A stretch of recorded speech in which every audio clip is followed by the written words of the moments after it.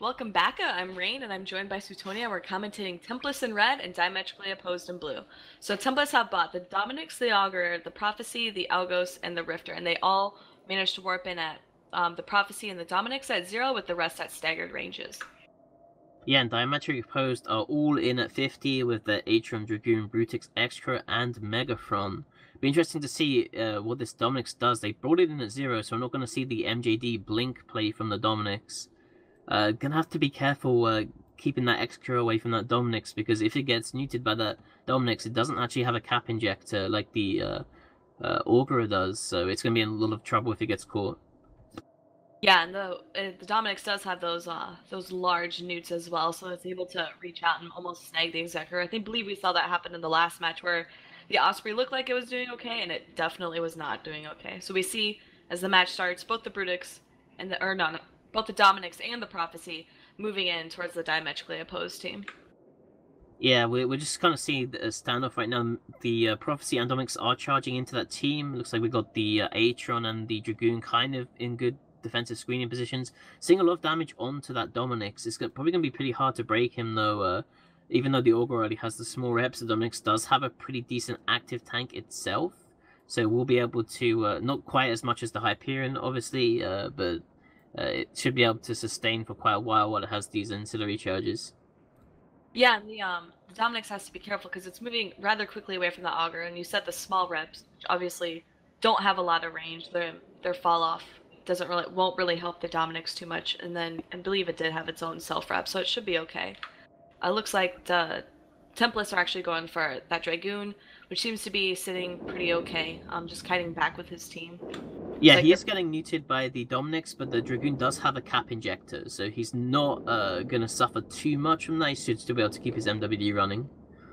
Yeah, but what we need to keep in mind, so Blood Rune and the Executor, while keeping the Dragoon alive, and it looks like now potentially maybe that Atron, though the Atron's pretty far away, they are being pushed towards the edge of the arena. So already at 100 kilometers, so hopefully we don't see a repeat like we had in match 1 with Clever Girls boundary violating. Yeah, they are on the edge of the arena right now, and unfortunately they're going to have to turn left, which means that Blood Ruin in his Excro is going to get caught by the Dominix. I believe it neutered off the scram of the Atron, but the Atron like came in, got a quick tackle on it, and then had to go away because it started getting some pressure and newts on it. So the Atron did a pretty good job there. Although, he might actually get away from the Dominix. This is pretty interesting. This Dominix is in half armor now, and there's no real damage coming from the Templis side onto Diametrically Opposed. Yeah, and this Augur is actually, so while the Dominix is still bleeding armor, the Augur is actually, it looks like almost 50 kilometers away from him, so those small reps are not going to do too much of the Dominix being in fall off. So he has to rely either on drones or his own self rep to keep himself alive. That Atron is in trouble now. He is webbed and grappled by the Dominix and the Prophecy, so he's going to be going pretty slow here, and the Dominix can also try and newt off his Afterburner too. So he could be in trouble, but I think trading the Atron is fine, because now that the Atron scrammed that Dominix, the Excura can get away again, which is going to be a lot more valuable to them, I think, especially if they can kill this Dominix. Dominix has been topped up, though. I would have thought he would be in more trouble now that his ancillary was probably halfway through his charges. Well, it looks like the Augur got close enough to be able to catch him, even though it does look like this Executor did get away, the Atron sacrificing himself to save that Executor. Definitely worth it for the Diametrically Opposed team. Dominic's still taking damage. Atron's still obviously taking damage, a lot of damage. Probably won't be able to hold on for much longer. Yeah, Atron down, unfortunately. Now that's going to free up that Dominix to continue pursuing. Looks like the Rifter from Templis has caught a Brutix, and they definitely don't want to lose that. If the Dominix gets on top of that, it's going to be big trouble for them. Especially since the Brutix is going to have trouble tracking the Rifter when it's on top of it. So you have to rely on the Megaphron or the Dragoon doing DPS to it, which is, again, not too reliable. Yeah, this Prophecy doing right, catching hold of that Brutix. And it looks like we just have like mirror matchups. The Prophecy and the Brutix are going at it. The Dragoon and the Algos also going at it. It almost looks like a complete mirror matchup with these logistics ships just sitting pretty and free to try and keep their teammates alive. Dragoon on the Diametrically Opposed side going down, though. Yeah, those are two key pieces of tackle that are gone. Dominic's is still pretty low, but it looks like he's catching reps again. He's bouncing back and forth between red and silver armor on your screen there, 25% to 30% armor. If they Although, can't kill this Dominic's, I think that it's over, and the Executor just got grappled, so... yeah, Executor just got grappled by the Dominics. I saw it burn in, running his smart bombs, getting rid of all those drones, and just now sitting right on top of that Executor. Not much can really be done. The Executor trying to burn away while keeping that Brutix alive.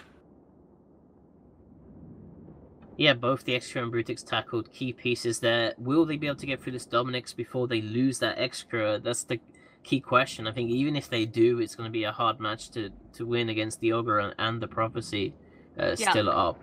Although this Megathron is moving in for this Dominix, as well as it looks like the Brutix isn't really shooting at this Prophecy, but aiming more for that Dominix. So it looks like they are trying in any sort of feeble attempt to get rid of that Dominix as their Executor hits hull.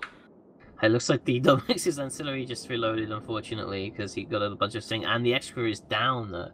Diametrically opposed in big trouble now. I don't think the match is going to go their way unless they can bait Templis into boundary violating. They are only 87 away from the arena now, though. Yeah, I believe the Dominix, I mean, if it does have an MJD, if there's any way that they can bait him into activating his MJD and then bumping him out of the arena, or bumping him to point away from the arena. Although, it does look like good fights in local, so I believe Diametrically Opposed have realized that they are no longer able to pull this back, as the Dominix is now sitting on that Megathron. Yeah, good job by Templis there. It seemed like Diametrically Opposed just had them at the start because they didn't take any damage for like 2 minutes, and they were pressuring the Dominix pretty hard, but eventually they just got cool when they got pushed up against the arena edge. Yeah, for sure. And this Megathron now going down, the Brutix being held away from his team pretty much all match once that Prophecy caught a hold of him. And now he'll be the last. He'll be the last to go. I would say this is the third match, and it does look like it's the third dominating victory that we've had today, which is actually really surprising with some of these teams. Yeah, the even T Cup there was not that many dominating victories in there. Also, that Prophecy has a dank skin. You'd be proud of the Prophecy pilot. Yeah, some of these teams have been doing super well. So it's wearing, I believe it's called the Jubilee skin, if I remember correctly.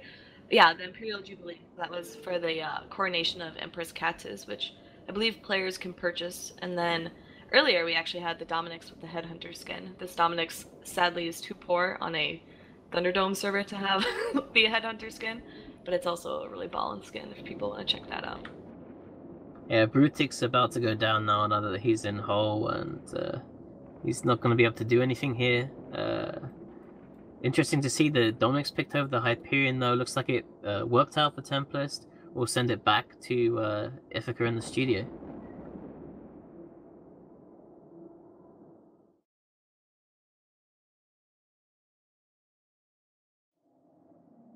Hey guys, welcome back. Another domination. That is 3 dominating victories to start the season. You couldn't ask for more. It's as best you could possibly hope for, if I'm honest. Now that was a very interesting match. That could have gone either way for quite a long time there. With looked like Templis really struggling at the start as they were getting pinned down quite well by Diametrically Opposed team using their tackle in that Atron and just kiting away the Brutix and the Megathron. I mean, I'm going to bring the Basilisk in here. Basilisk, what do you think? What do you think went wrong there for the Diametrically Opposed team? They looked like they had it in such control, and then just suddenly all went horribly wrong to a dominating loss. Well, to start with, the Calcif team warped in fully at range, and they found themselves on the opposite side of the beacon to the Diametrically Opposed squad. So they had to burn the entire way across the arena to get towards them with their drone comm, eating railgun damage the whole way from the Brutix and the Megathron. And I think it was quite edgy there for a while for the Templis side when the Dominix was getting quite low. But then I noticed the Algos and the Rifter were staying on the Templis Augur, and suddenly they burned off and meant to tackle something, and after that point, whatever they'd tackled, whatever died first on the Diametrically Opposed side, died pretty quickly, and I think that was probably the turning point of getting the Rifter and the Algos on the Templis side to stop playing defensively and go in, tackle down whatever they were focusing, and start applying some better DPS. Yeah, I mean, that's definitely a good shout, to be honest, because we saw that Dominic struggling to survive. It looked like he'd used up all his charges. The reps from the Augur just weren't enough, and then suddenly they were enough, and he started to stabilize again. And what happened there is the Augurer managed to get back into his optimal rep range and provide maximum reps for that Dominic's. Dominic's eventually able to reload his ancillary armor repairer, which gave him a huge boost towards the end there. But as you say, the fact that the Rifter and the Algos stopped playing defensively and went off to be offensive and tackle and shed off the tackle for the Diametric post team is probably what won Templis the match there. It's a sign of a really good tournament team. That you change tactics. It's very, very easy to go in with, right, this is what we'll do. We'll kill this. We'll kill that. Well, we'll stop these guys getting over here, and that's how we win. And I mean, if that works, fantastic. You know, it's a great plan. Might be a great plan, but it doesn't always work. Sometimes you come in and you start that, and then it's not working. And you see sometimes sort of more rookie teams, they'll just stay shooting the same primary, even though it's holding under reps, and they won't change their tactics. They'll just keep trying to do the same thing over and over and over again, and they will lose. Whereas a good team like Templis here, they will look at what they're doing, they'll see this isn't working, and then they'll have something else to swap to, even if it's just calling it on the fly, or if it's a sort of preordained decision. It works pretty well for them. So it looks like we just had a Twitch Prime sub, BTL Woody. You're the man. You're the man. So thank you for subbing. If you do want to sub, by the way, please do. We use it to, I don't know what we use it for. Babe, what do we use the Twitch subs for? Does it do anything? Any kind of income we get, will almost always gets gobbled up by server costs. So yeah, if you can make us break even on those, that'd be great. Yeah, so, and yeah, any extras we can spend on beer. So yes, definitely. I'll take that as approval. So for anyone who doesn't know, EVNT and Plus 10 Gaming is basically run purely by volunteers. There's no one actually gets paid for any of the stuff that we're doing today. The prizes, the dank AF skins are provided generously by CCP. I don't know if we have any screenshots of skins or what they are this year. Actually, I think is still OPSEC, but they provide us pretty cool custom skins every year. All the people you hear and see on your screen are volunteers giving up their own free time to come along and do this. I think the theory is that this season's pretty cool skin is going to be a Megatron skin, so keep your eyes peeled for that.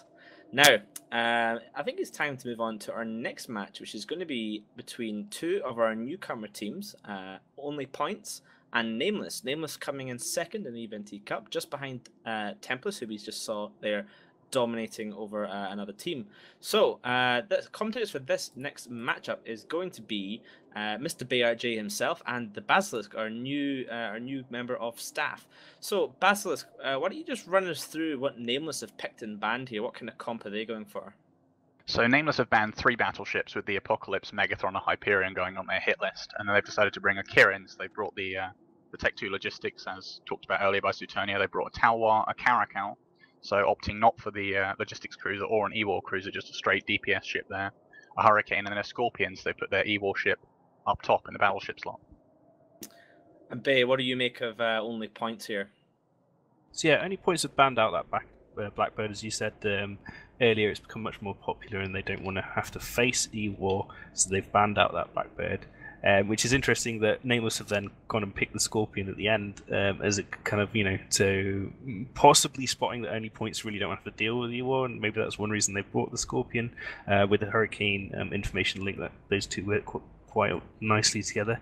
Only Points have banned out the Scythe, so limit the shield logi options, and they've picked a really solid armor setup. So you've got Rifter, it's an excellent tackler now, Coercer, which is an interesting pick. I think Dragoon is more popular in that slot usually, but they've gone for Coercer, which is interesting. Executor, obviously the most picked and successful logistics, and Brutix for the range DPS, and Abaddon as well for that kind of like, Abaddon just stomps into people's faces. Interesting that Dominic's wasn't picked there, as it's been super popular so far tonight. But yes, we'll see how they get on. It's one of the interesting things here is that the Nameless team are picking up that Hurricane to support the Scorpion. The Hurricane, of course, has information links, which can be used to add extra strength to the Scorpion's jams. And of course, the thing in a tournament format such as this with Scorpions and other ECM ships is that you've got your jams, you've got 5 ships to jam. if you kill a ship, then you have 4 ships to jam. So suddenly each jam becomes a little bit stronger and stronger, and that just snowballs throughout the match until you end up with maybe only 2 ships remaining. Let's say it becomes a 2-on-2. That Scorpion's got all of its jams for just 2 ships, which basically becomes a 2-on-1 at that point. Now, I do think the Brutix pickup here, Bay, maybe you'll agree with me here, is a bit strange because the Abaddon is not really what's known as a kiting ship. I would have been less surprised to see something like a Prophecy in there for those armor links. What do you think of that Brutix pick? I think it kind of works. Like, the Brutix is obviously better placed, kind of not up close with the railguns, but so the Abaddon with beam lasers also can hit from range. The great thing with Abaddon is that it's got so much tank, it can and so much range. It can just basically not worry about where it has to sit in the arena. It can just kind of act as the sort of big block in the middle, and the rest of the team can dance around it, which is probably what I expect to do. The Brutix probably hanging back with the Executor to cover that, and then the Coercer and Rifter obviously tagging for those 2 damage ships to apply. I don't think it's a bad pick. I think would have been interesting to see maybe like a Harbinger in there, but no, I think Brutix, obviously railguns are super powerful, and I think that's a solid pick. Yeah, I mean, my concern here for the Only Points team is Baden really struggles to apply to things close to it. It does have beams, it has great projection, but if you get in near that Abaddon, in even something like a Scorpion, you can probably mitigate a significant amount of its damage just by going sideways a little bit, because that Abaddon just does not track anything. You can basically kite it in a moon if you're up close and personal. So a lot of teams pair it with ships like the Prophecy simply for heavy tackle to keep things away and let the Abaddon just apply its damage from a long range. The only real tackle that this Only Points team has is the Rifter. That Coercer has an AB and is only about 500 MS, and I think it has a web, if I'm not mistaken there, Tony. Does it have a web in that Coercer? I think it does, yeah. It's more of a defensive ship. It might be pretty good at pressuring the Kirin, though. Yeah, that is true. I mean, well, destroyers in general are basically designed to kill frigates, so we could see that used just to dive in and pressure that Kirin.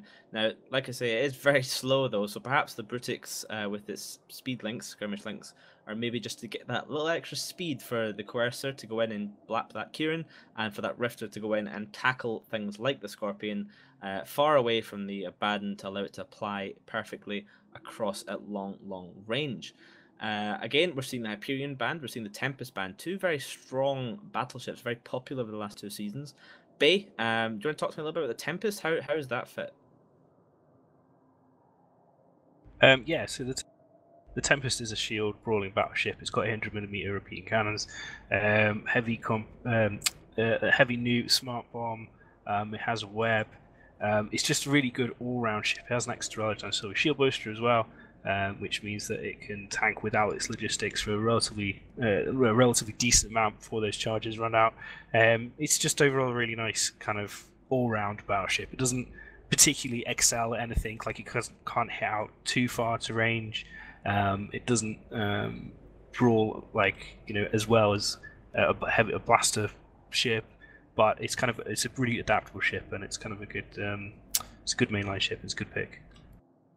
Yeah, I think Only Points there. They obviously didn't want the Nameless team picking up that Tempest. I'm wondering if maybe Nameless picking up that Scorpion in response to that Tempest band. It looks like maybe that's what they were going for. I guess they could have also gone for the Maelstrom this year with its micro jump drive. It is a bit of a missile. It can just jump in and do a hell of a lot of damage up close and personal. But it does look like they're going for a very kitey setup here with that Kirin, Talwar, Caracal, Hurricane, and Scorpion all being extremely long-range ships, able to apply from very far away, whereas Only Points basically doing the same thing, minus the fact that Rifter and Coercer have to get up close. So we could see 2 teams dancing around each other for a bit, start trying to position, trying to get the upper hand before committing, because sometimes you find that the first team that commits loses, because committing puts you in the back foot. So we might see a little bit of a show and dance with both teams coming in at 50.